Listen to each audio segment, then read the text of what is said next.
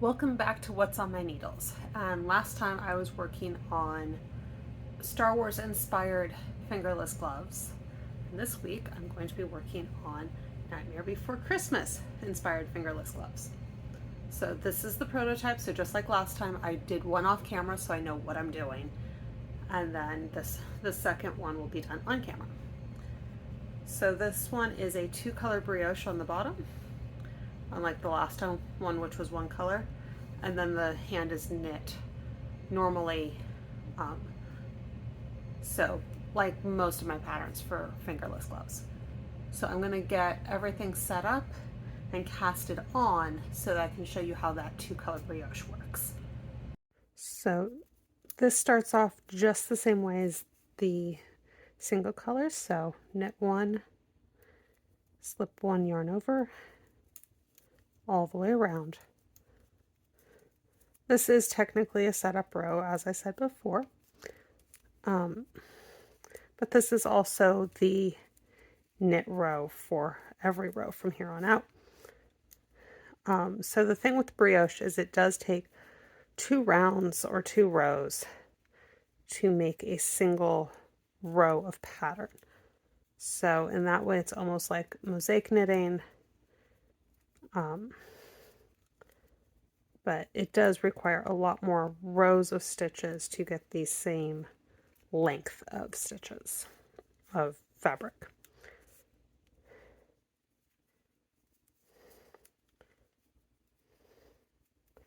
And from last video, I got a little bit faster because I got a lot more practice. Brioche is not one of the techniques that I tend to work on. And when I have these commission projects, I do tend to work with techniques that I'm less comfortable with because I've got the time to be able to put into them. So now I'm just trying to find the end of my gray yarn so that I can add it in. So that last stitch is a yarn over in the black, and I'm going to add in my gray, putting the tail down in the middle. And then yarning over.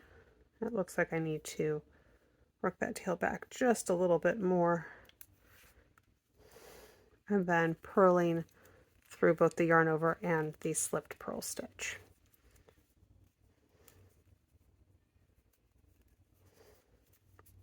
Okay. And it looks like I messed up in there, so give me just a sec to fix that. Yeah. So that needs to be a yarn over, and then that will be a purl. Yeah. So the upside about 2-color brioche is it's really easy to see where you mess up. The downside is it's really easy to see where you mess up. So if you don't catch it immediately, it's not fun to go back and fix it.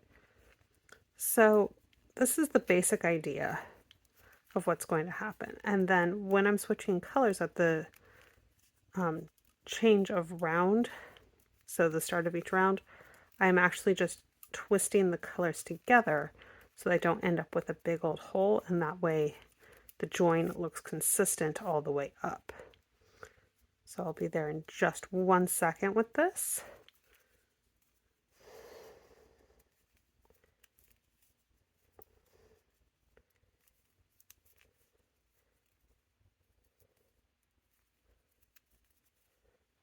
And so my yarn over did in fact slip off.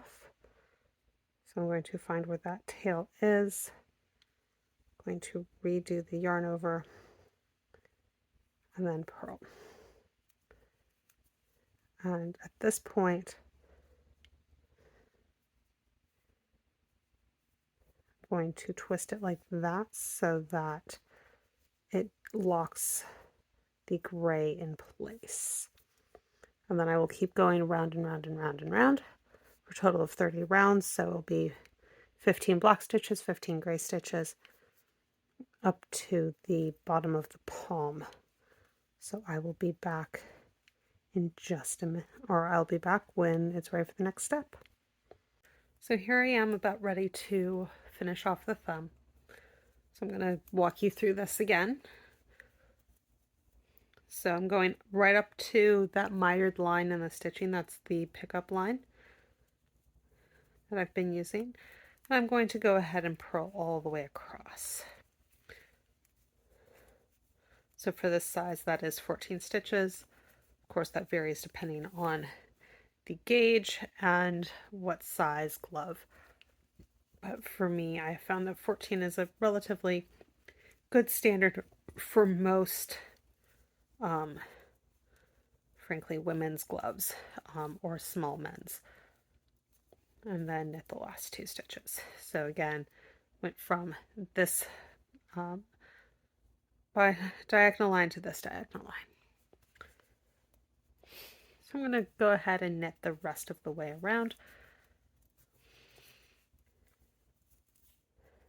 So part of the reason why I do thumbs this way rather than just doing a slit or doing many of the other variations on how to do thumbs is I actually find the gusset fits better on more people. Obviously, when you're knitting for yourself, you can choose whatever works for you. But again, I find this useful for a wider selection of people, and it just allows for a lot of mobility.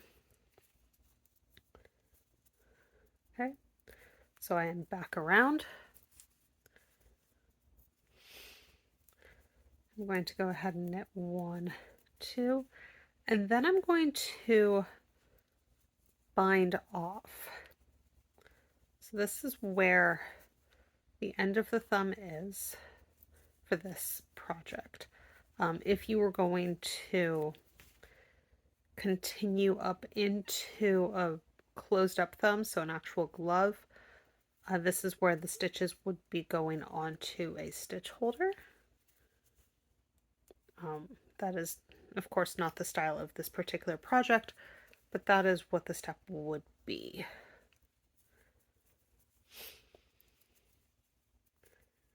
Okay. Making sure to work all the way across. Because I do work on these little short needles, I did rearrange the stitches, so I've got fewer stitches on this needle than I did at the beginning. Okay. Now that's not quite the end, so it's bind off one last stitch. So it does mean that there's one stitch that's over a working stitch. Okay. And then finish the round. And yeah, this round is slightly more complicated just because that needle does like to slip out of place, but that's okay.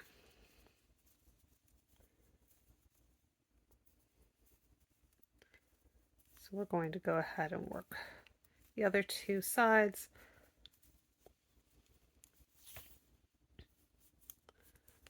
One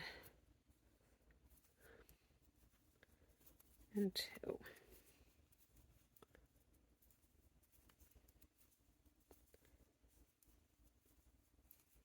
Okay. And at this point, it's time to add stitches back in. Again, the stitches are slipping off the needles. I'm going to knit 1, then I'm going to do an increase right here, and I do a lifted right increase, and then I'm going to knit the second stitch on the needle.